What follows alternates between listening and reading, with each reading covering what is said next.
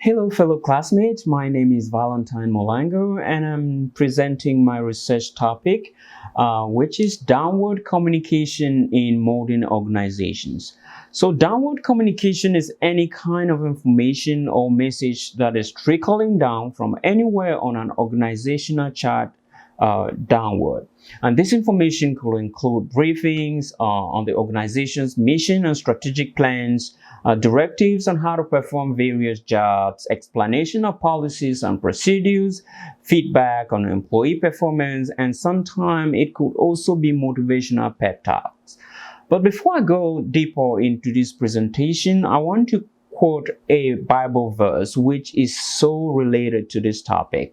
It is in 1 Corinthians chapter 4 verse 2. It says that now it is required of 7 members or 7 managers that each one should prove to be trustworthy.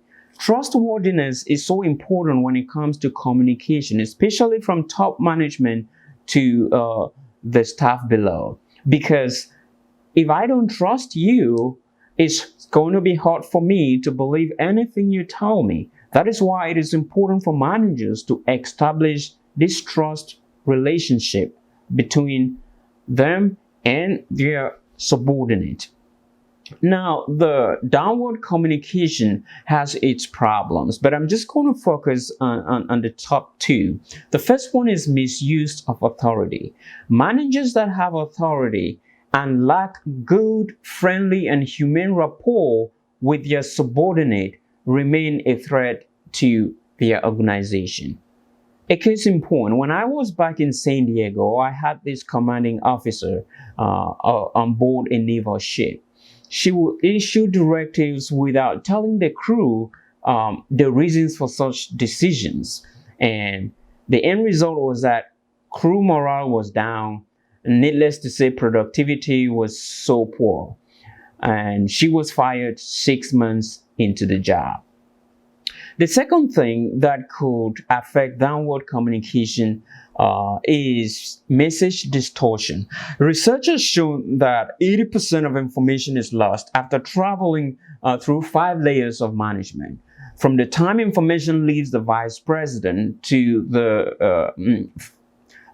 from the time information leaves the president to the vice president to the CEO to deputies to assistant and to the front desk. Sometimes the originality is not there. That's why it's important for companies to establish a central portal where vital company directives and information can be posted and can be accessed by every employee so that everyone have access to first-hand information.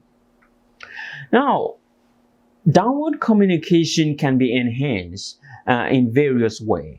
The very first one is clear directives. The International Association of Business Communication conducted a study of 32 employees, and 71% of them reported being given sufficient information to perform their jobs. This is so important because clear directives leads to improved performance, which consequently, of course, leads to high or increased productivity. In the United States Navy, for instance, we usually are trained to carry out maintenance on certain equipment. And for you to do that, you need to follow the steps outlined in a document called Maintenance Requirement Checklist. If you subtract or add to these steps, the maintenance is going to be faulted and you can be reprimanded.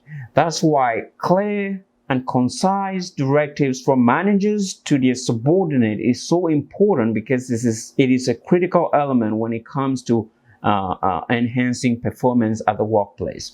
The second thing is building trust.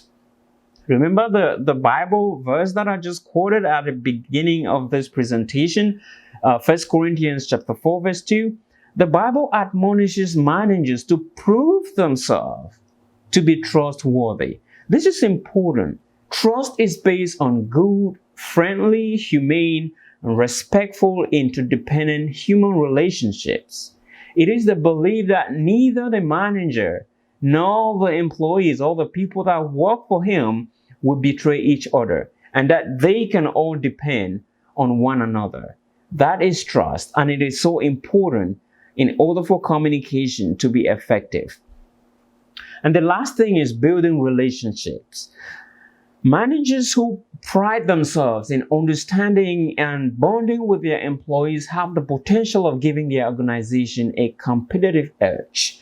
And that's because managers that don't only sit in their offices and talk to their employees through the phone or through emails or through any of these other virtual means of communication stand a better chance of enhancing the kind of relationship they establish with their subordinate. Sometimes leaving the office and making the rounds around the cubicles and having genuine conversations with employees could reveal a lot of things that could enhance future communications.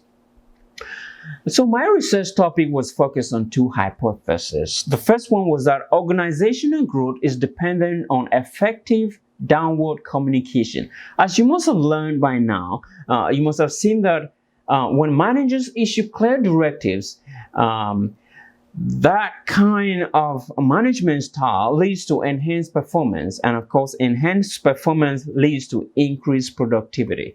The second aspect, or the second hypothesis for my paper, was that cultural diversity directly affects the effectiveness of downward communication.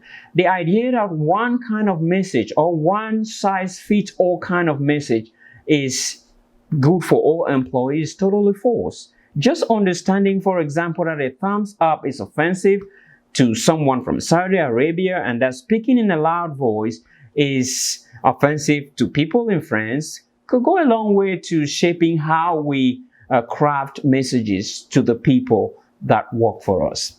So the takeaway from my research paper is that when managers establish good relationships with their subordinates by learning who they are and build and earn their trust, effective downward communication can be smoother.